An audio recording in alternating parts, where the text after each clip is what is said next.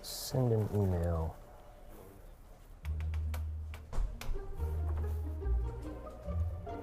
Blinking light. Toner? Really? For an email? Toner. Oh, come on.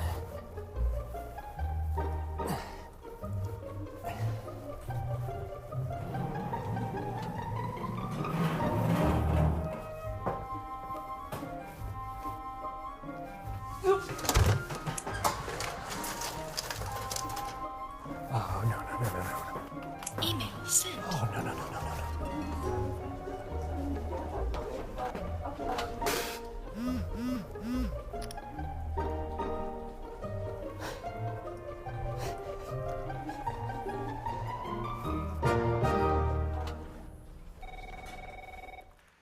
Yeah. Welcome to Real Life Church, whether you're in a Canyon Country or you're in an amphitheater or our family room or in Common Grounds or you're joining us online. And those of you at the Valencia campus might be thinking, hey, isn't that the guy who does announcements? Well, let me kind of explain to you what's going on. It's kind of like you're going to the doctor or you have a group of doctors that you really love. And as you're there at the doctor, all of a sudden, you know, it's a holiday week and you got in last minute and in walks the nurse practitioner. Well, all the doctors are out of town, so welcome. I am your nurse practitioner for the day. Thank you. Thank you very much. I appreciate that.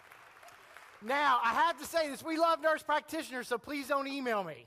All right, we love you. We know the great work that you do, but my name is Jim, and I'm the family pastor here at Real Life Church. I've been here for a year and a half, and my wife Christy and I, we love this area. We came from Houston, Texas, and so we came to the land of no humidity, which was a game changer. In her hair, doesn't do anything for my hair, but in her hair, she loves it every day. And I've thought about California ever since I was a little kid and what it would be to live here, because I used to go to my grandmother's house every other week, and my grandmother in her basement had a huge table. And she had a crocheted blanket on the table, and on that table, she had dozens and dozens of snow globes. And she would have them from all different places like Hollywood. I would look at that one and look at California or New York or Miami. And she had different kinds. She had Jesus in a stable. She had angels. She had Norman Rockwell families. You know, all these different dozens and dozens of snow globes. And every time I went there, I had two rules. Number one, when I went to the basement, don't touch the lava lamps, because it was the 70s and those things could burn you. And I think they had a little bit of magma in them. It was so hot. And second, don't touch the snow globes. And I was always so conflicted because snow globes were meant to be shaken. So every week I was there, I would sneak downstairs and shake just 2 or 3 snow globes. And I would take off running, knowing that I gave inclement weather to those 2 areas, wherever they were. So, you know, there's snow drifts, whatever. And so I kept doing this over time, and what I would do is start to add more and more snow globes each time I ran downstairs, till it came to the year. And we call it the year because here's what happened. I decided during a holiday, I think it was a Thanksgiving holiday, while everybody was eating upstairs, getting sleepy, doing everything that they do, I would sneak down and I would try to get every snow globe on that table going at the same time. So I go and I start from left to right. I wish this was not, yes. I go from left to right, and as I start shaking all the snow globes, I get almost to the end, but I don't quite finish because I hear the sound of people coming down the stairs. And I panic. But what I didn't realize is that my pants are now attached to the blanket as I'm leaning over the table, and as I start to run, it pulls all the snow globes off the table. And I am watching as California gets the big earthquake and New York is shattered, and baby Jesus flies across the room. And Norman Rockwell families are now dismantled, and I'm screaming because the momentum now is taking that blanket off the table. Kind of felt like Godzilla, like, you know, just everything getting crushed and destroyed. And all of a sudden I start to panic because this was before they invented timeout. You know, timeout had not been invented in the 70s yet. And so you have time out today because kids like me prayed in the 70s like, Jesus, please let there be something besides the belt. Invent something. Because I still think I have the belt design right here from my dad that night. And so as I was looking at it, and all these worlds are crashing down, when I think about our series, It's Complicated, there are so many things that we've looked at. And as we wrap up today, I think there are times where our world is pretty peaceful. And then I think there are things that happen in our relationship that just shake our world. And then I think there are things that happen that just shatter it. And when we talk about relationships, we often hear this phrase, opposites attract. We hear it all the time. You'll see a thinker get connected with a feeler, or you'll see an extrovert get connected with an introvert, or you'll see someone who loves to spend money get connected to someone who loves to save money, and that's always a fun one. And then you'll get to see, an artist maybe with an athlete. You'll see sometimes a cat person get connected to a normal person, and that's always a beautiful thing to see that. Now, cat people, don't email me on that one. I love cats. All right, so I'm getting a lot of emails this weekend. So, but there's nothing, as we go along in our relationship, there's nothing more frustrating than when some of those opposites show themselves and it gets annoying over time. When my wife and I first got together, she thought he's a pretty neat and organized guy. But as we moved along, she didn't realize he's kind of an OCD freak. And I am a little ADD as well, so I either clean things or I forget about cleaning things. It's one of the two. And so she realized I like to go behind her and straighten things out and do things.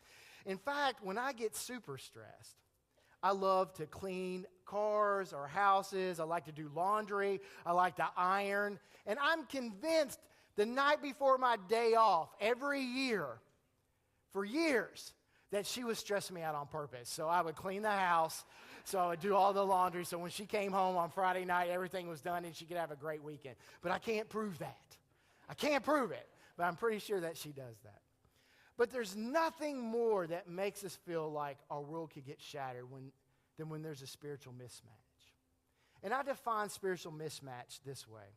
When you don't share the most important thing in your life with the most important person or persons in your life.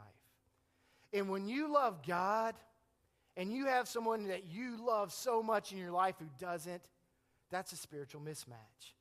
And it's very hard and very painful because God's dream has always been for all of us to share the most important things in our life with the most important people of our life. But that's not the reality that we find ourselves in a lot of times. In fact, all of us in this room and online and in Canyon Country, we will find ourselves in a spiritual mismatch at some point if we don't already. And there are several reasons. Maybe you changed in the relationship and it's not the other person. You found God in a personal relationship and it's changed things.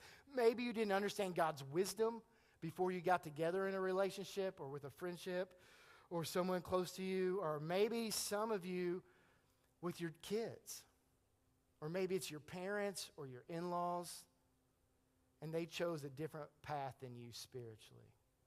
And everyone in here, when we find ourselves in this situation, we got to understand that this is nothing new, that the church has been dealing with this for over 2,000 years. So I really want to look what God says, what his heart is, if we find ourselves in a spiritual mismatch. In the first group I kind of want to share wisdom with today are for those of you in here that are single.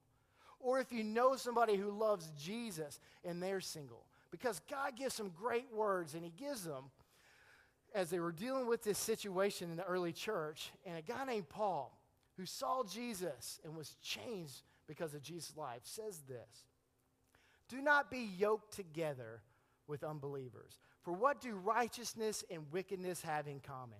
Or what fellowship can light have with darkness? He's saying don't be yoked together with someone who doesn't have the same spiritual convictions as you.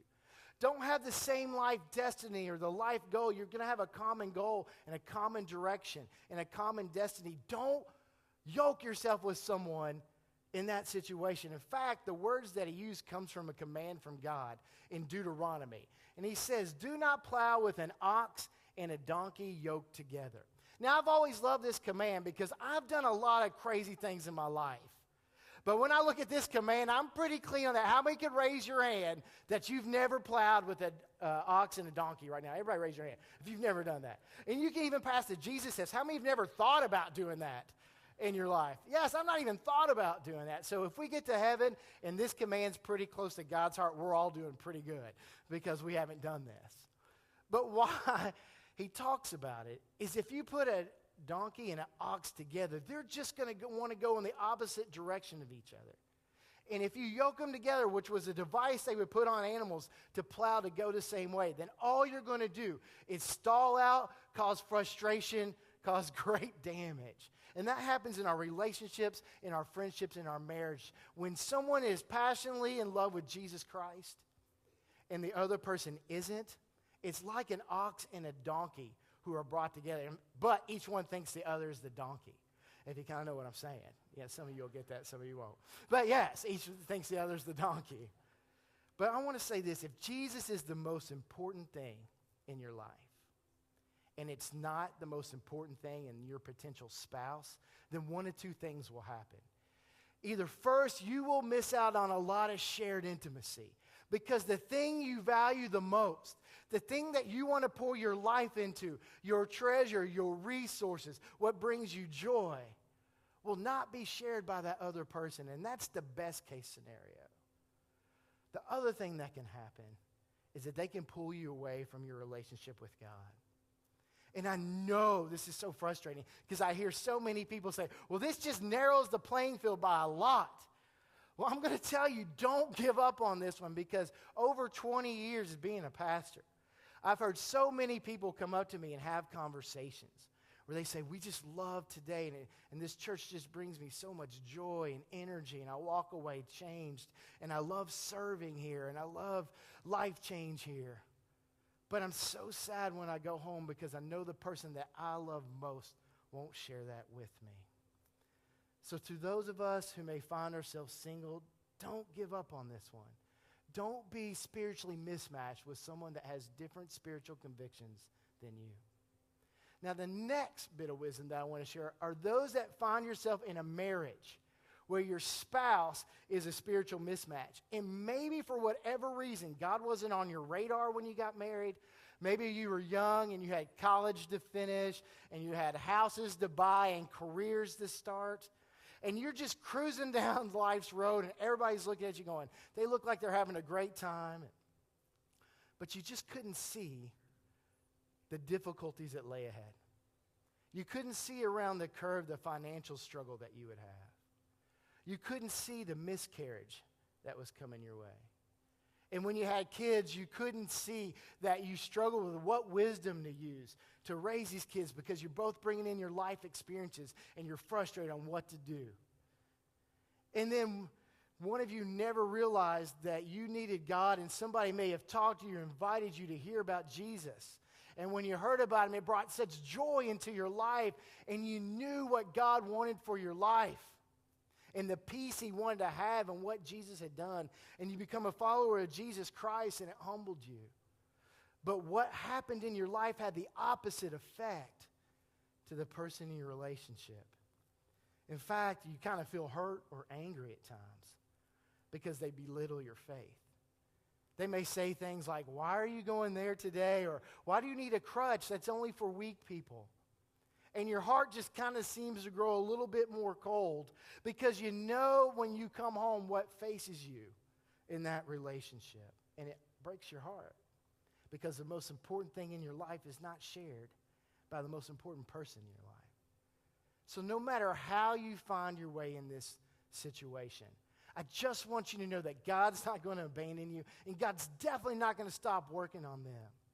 And if you're in a spiritual mismatched marriage, you know, a lot of times it's easy to think like I think they thought in the early church, well, you know what I need to do? I need to divorce my non-believing spouse and find a Christ-following spouse. In fact, I think that's the thought everyone had back then because they heard Paul talk about don't be yoked together unequally. And in God's wisdom, he kind of shows his heart for all of us in that situation when he says this. If you are a man with a wife who is not a believer, but who still wants to live with you, hold on to her. If you are a woman with a husband who is not a believer, but he wants to live with you, hold on to him. Unless your spouse just refuses to be married to you, God is saying to you, it's his heart for you to hold on to them. He wants you to grow in ways that you would never have understood. And I think everybody must have thought back then, so hold on, I'm kind of confused. Won't that kind of make me unclean or defile me? And he says, no, quite the opposite. He kind of continues his thought and says, the unbelieving husband shares to an extent in the holiness of his wife. And the unbelieving wife is likewise touched by the holiness of her husband.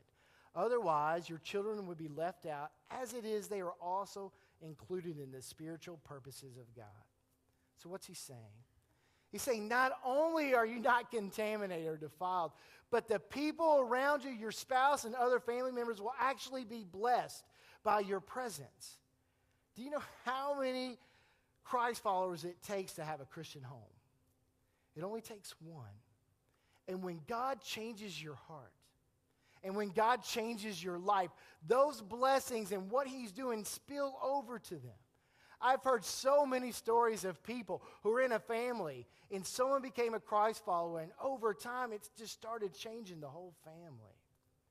You know, back in the 90s, my aunt walked into a gas station and she bought a $1 quick pick lottery ticket and ended up winning $10 million. And, you know, I didn't see any of that money. Before you say, well, I didn't see a dime of that money. But it was exciting for my uncle and my cousins who were in the family, and they started saying, how do we spend our money right now? Because what she got, they were now blessed with. And it's the same way in our life. When we're blessed by God, those around us in our family, they may not be saved, but they're touched and they're blessed. And so if you are in that kind of relationship, it's God's heart that you hold on to your spouse. Now, I kind of want to broaden the discussion for everybody else in here, beyond dating, beyond marriage, and offer a little help. H-E-L-P, for all of us who find ourselves in a spiritual mismatch, whether it's our kids or our parents or our in-laws or people at work or close friends. And I think this will help us all kind of understand what we need to do as followers of God. And the first thing with the H is harness the support of others. My wife and I, we just celebrated our 6th wedding anniversary a couple weeks ago. And it was exciting, and yeah, thank you for the few people applaud. The over-under was 3 years, so we did it, so we made it. But I always think about to the night before we got married, the day before, and she was stressed out, and she said, I got to go to the mall. And I thought, okay, what do you need? We're pretty good. We've done a lot of the things. We've got our checklist down. What do you need? And she looks over at me and she goes, I need to get a pair of Spanx. Now, maybe you don't know, but I had no idea what that was. All I know is I'm getting married tomorrow night. I'm going to go on my honeymoon. This sounds kind of interesting. Actually sounds a little fun. I don't know what Spanx is, but count me in, because it sounds a little amazing, to be honest. So, yes, thank you. I hope that's not her. Okay, so we go to the mall and we get it, and I find out it's this revolutionary space-age material that compresses you. I think they found it in Roswell and reverse engineered it. And it actually takes inches off of you. It's amazing. And so we go on, we get married, and I kind of know what Spanx is, and we go a few years down the road. And, you know, sometimes when you get married, you kind of get a little lazy because they've bought the as-advertised brochure, and you know, you start to get a little bit more loose with your diet and things that you do. And I went for a period of about a year where I stopped by this donut shop and got 2 bags of donut holes every morning and a large Coke before work. Greatest year of my life. It was the greatest year of my life. In fact, I would still be doing it today if I wasn't buying more clothes, bigger and bigger clothes all through the time. And I had an anniversary coming up, and I'm about this size at the time of this event. And so I'm close to getting size 40 pants, but I'm happy. I'm so happy doing this every day. And I realize, okay, something's got to change, and I go to a conference, and somebody tells me about Spanx for men. I had no idea. I'd been living years, and they said it can take 2 to 4 inches off your waist, and I'm thinking 2 to 4 inches. That's supermodel status. I'm always just 2 to 4 inches away from being a supermodel at all times. And so I go to the store, because I know my anniversary's coming up, and I actually buy it. Here it is. I still have it today. So I pull it out of a box after spending about $70. Thank you, Spanx. And so I pull it out, and this is what it looks like. This is it, right here. And when I pull it out, a set of instructions fall out. Now, I don't have the original instructions because I burned them, but I have a picture of what it looks like, and it says, looking good has never been this easy.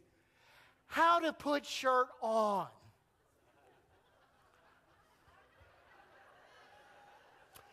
Let me tell you something. If you're buying a piece of clothes that you have put on since you're about 3 years old by yourself, and it comes with instructions on how to put that on, don't buy it. That's my thing to you. Don't buy it. But I look at the alert because I have a big alert with an exclamation point. Alert! Side effects of wearing shirt include increased confidence and decreased waistline. Lies! All erroneous. Erroneous on all counts. That is not even true. So I take this shirt and I put it on, which takes me about 5 minutes to put this thing on. Because it's like having the world's tightest rubber band around you. And I decided I'm going to wear it all day to work and go out that night to dinner. It's going to be lovely. And I expect at work for people to pass me in the hallway and start walking by and go, hey, Jim, how you doing? But, oh, whoa.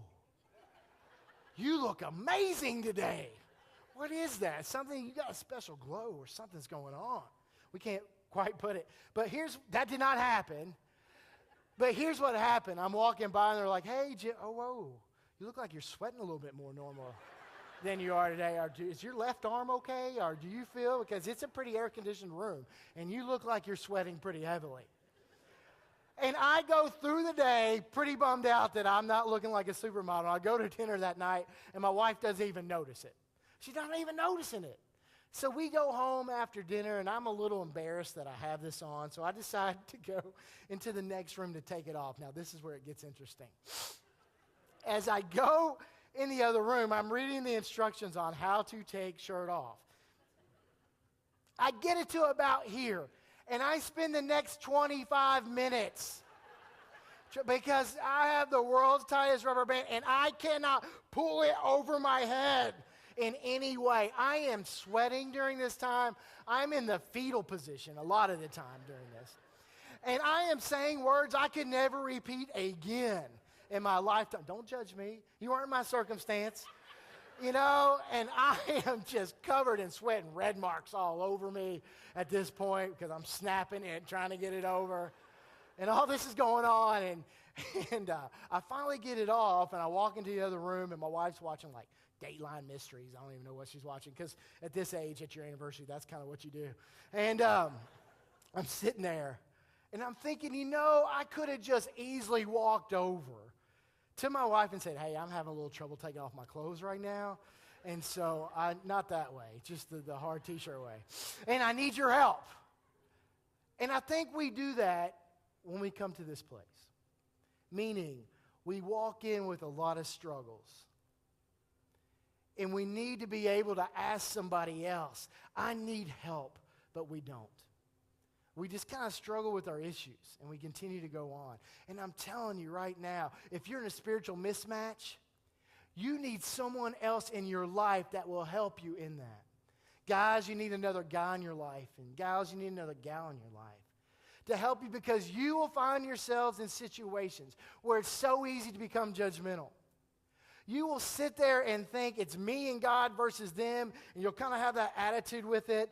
And I'm telling you right now, you need someone that helps you not find yourself in that situation when you're frustrated or when you feel belittled, someone else to encourage you. I love God's wisdom when he says 2 people are better than 1. I think we got it right here. For they help each other succeed. And you need somebody here in this place. That's why we're always talking about you getting to a rooted group, because that's where you find those people, or a life group, or serving in a ministry. When you serve in a ministry, you have people who come alongside you that will walk through life with you. Because we all need that when we're struggling, definitely when we're in a complicated relationship. So find that support system. The E means exercise restraint. So many times we just kind of want to win an argument. Like, this is what's going on, and we kind of escalate everything that goes on in a spiritual mismatch to the point of an argument or nagging to death. A lot of times we may find ourselves being passive aggressive, saying, okay, now I'm going, but I'll be praying for you, or we go into their car and reset all their presets to Christian radio channels, trying to get them to something sinks in, or putting a Bible in their suitcase before they leave. Peter, who was really close to Jesus, in fact, saw Jesus when he had risen from the dead and helped start the church and would die a horrible death because of his belief in Jesus. I love what he says here. He says, always be ready to give the reason for the hope you have in Jesus, but do this with gentleness and respect. We need to learn gentleness and respect and exercise restraint. We don't need to escalate everything to a spiritual battle. Hold your ground on the big things, but into everyday little things, exercise restraint. The L stands for live out your faith. Don't just talk about it. Because when you live out your faith, I promise you, even without using words, it will start to change the minds of the people around you. When people start seeing your heart become a little bit more humble and loving and forgiving, people cannot help seeing what is happening in your life. And Lee Strobel, who was here just a few months ago, I'm always fascinated by his story because he was an atheist and he graduated from Yale Law School, and he was an investigative reporter for the Chicago Tribune. And he talks about how as his life went on and everything was happy, and his wife Leslie became a Christ follower. And he said, I just became bitter and angry because I'm looking at the person I married, and they're no longer the person I recognize. And she never said anything to me. She would always lovingly invite me to church, and I just did not want anything to do with it.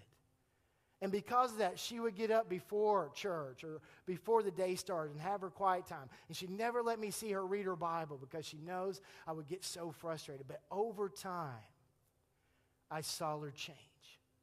She became a much more loving person and caring person. In fact, she changed so much that it made me want to investigate who Jesus is. So I put all my investigative reporting skills and looked at, is Jesus who he said he was? And at the end of that investigation, I realized he was. And I gave my life to Christ. But it all just happened because my wife changed. Not even saying a word. I love when Peter says these words. Most important of all, continue to show deep love for each other, for love covers a multitude of sins. What we need is grace. And how we live out our faith, what we need is grace with each other. Because that's what changes things. Paul says it's Jesus' great kindness that leads you to think different about God. And all of us know that. It's his great grace and his gentleness and his kindness that made me think, God, you're not who I think you are, and I want to give my life to you. What if our kindness changed people's lives? What if the grace we showed changed people's lives without us even saying a word? Just live out our faith. Show grace. And the last is pray, pray, pray. And I don't use that as a cliche, because there's power in prayer. And when you're in that circumstances of feeling frustrated or angry or overwhelmed in this mismatch, who else besides God can really help you anyway? And for a long time, I've heard of people who have stood and accepted Jesus and said, I had someone who prayed for me for years, and they never stopped praying for me, and I'm here today because of their prayers. And a lot of us are around someone who's hard-hearted or hard-headed or cynical, and this is the prayer I use to pray for people in my life, and it comes from Ezekiel, and it's God speaking. I will give you a new heart and put a new spirit in you. I will remove from you your heart of stone and give you a heart of flesh. So we pray, God, give me wisdom to what to say. God, give me peace when I'm frustrated. God, remove a heart of stone in this person I love so much and put a heart of flesh. God, you can do this. When I was a kid, we went to church just a handful of times. And I became a Christ follower in my teenage years and became a pastor after that. But never but 2 or 3 times did I see my dad go into a church. And so I would pray for him for years, and his twin brother would pray for him. And at age 59, he got diagnosed with cancer and would die at age 62, and that was 9 years ago. And during that time, I would pray, Father, I don't know what to do or what to say or how to act, but I certainly know I want him with me. And then one day at our dinner table, after he'd had chemo, and we were sitting there, and I looked at him and I said, Dad, I just need to tell you about grace. And I could feel the door open. And for 3 hours, we talked about Jesus and his great grace. And at the end of it, my dad's teary-eyed, and my mom's quiet because she knows he never talks about this. And he looks at me and said, Jimbo, it's too late. There's nothing I could do for Jesus. And I said, Dad, you want to know who I want to see? You know who I want to see in heaven the most? Is the guy who died beside Jesus. He was executed for a crime that he committed, and Jesus was executed, and he was innocent. But this guy looked over at Jesus and said, Jesus, when you get into your kingdom, remember me.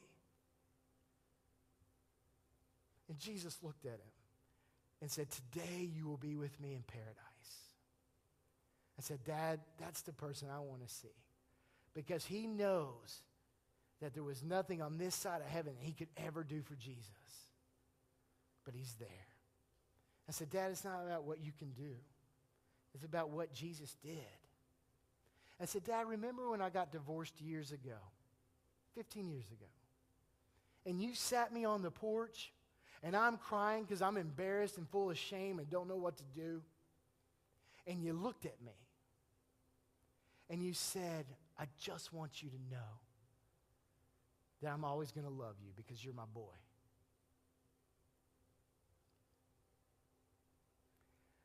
That's God's heart for you, Dad. That's how God feels about you. And I had the privilege of doing my dad's funeral, knowing that him and Jesus were okay. And that one of the people I love the most got to share the thing I love the most. And so for us, it's so important to keep praying and keep living out our faith and keep exercising restraint and find somebody to come alongside of us. But there's one more small group of people I want to talk to. And that's if you find yourself on the other side of this spiritual mismatch. And you're the one who has a spouse or a friend who became a Christ follower. And it's filled you with frustration or anger because this is not who you married and you feel like it's the bait and switch. Or you're worried that, well, they think something less of you because now you're not a follower of Jesus. Or are they in a cult? Or who is this group that they're with? The one word I have for you that I want you to be open to is this word maybe. Maybe. That maybe what you see in that other person's life isn't just positive mental attitude, but it's a God who's working supernaturally in their heart. And maybe that if you hear more about who Jesus and his great love for you, that it can change things. And it's our prayer that maybe, just maybe, that you'll realize that God's love for you is strong and he wants that relationship for you. And then the most important thing of your life will be shared by the most important person in your life. So I'm going to ask everybody if we'll just stand up before we leave today, and I just want to pray for us. And I want to pray for all those relationships that we have, and I just want to encourage you this week to live out those 4 points. So let's pray together. Father, I just thank you so much for your word and your wisdom. And Father, that you say things to protect us and you give us wisdom to protect us. So Father, I pray you protect those that are single with your wisdom. And Father, that you comfort us and you walk through things with us. And Father, those who find themselves in a spiritual mismatch, that Father, you know how hard that is, and that you give them your strength and your power. And Father, that you'll give us support of other people, and you'll give us your strength to exercise restraint, and that you'll give us your supernatural power to live out our faith. And Father, you'll put it on our heart to pray.